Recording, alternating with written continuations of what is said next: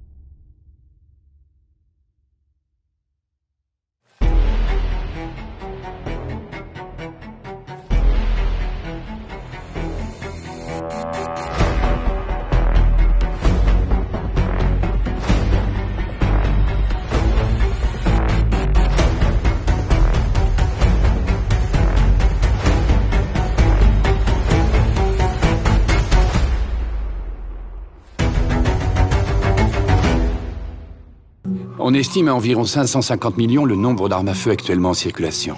Autrement dit, il y a un homme sur 12 qui est armé sur cette planète. La seule question, c'est comment armer les 11 autres. Vous êtes dans l'humanitaire? Oh, bien sûr. J'étais devenu le plus grand marchand de morts de la planète. Chacun à notre façon, on avait conquis le monde. Je dis seulement une chose, c'est qu'une grande partie de l'argent qui est dans notre porte-monnaie vient précisément de l'exploitation, depuis des siècles, de l'Afrique. Pas uniquement, mais beaucoup viennent de l'exploitation de l'Afrique. Tu insultes ma reine. Tu menaces mon peuple de mort et d'esclavage. J'ai choisi mes mots soigneusement en perse.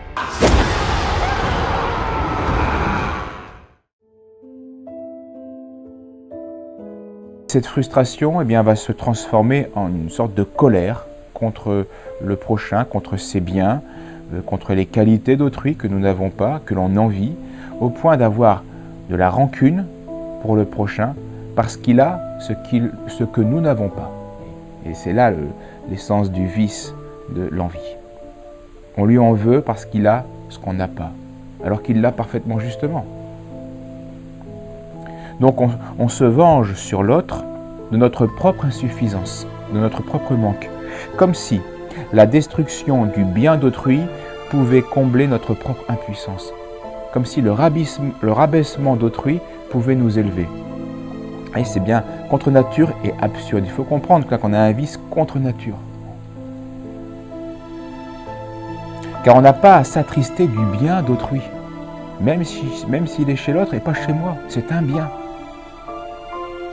Une belle montre, une belle voiture, un bel arbre, chez l'autre, restera une belle voiture, une belle montre, une belle œuvre d'art. Il n'y a pas à s'en attrister. Donc le bien d'autrui ne sera jamais un mal personnel. Et c'est ça que la perversion de l'envieux. Je répète, c'est important. Le bien d'autrui, les qualités d'autrui ne seront jamais un mal personnel.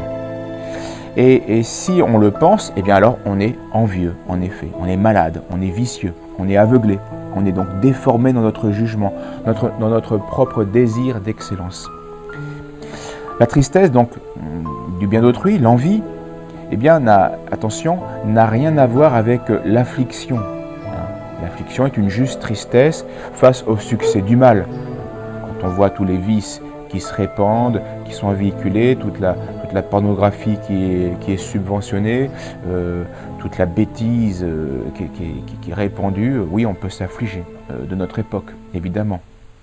On s'afflige du mal.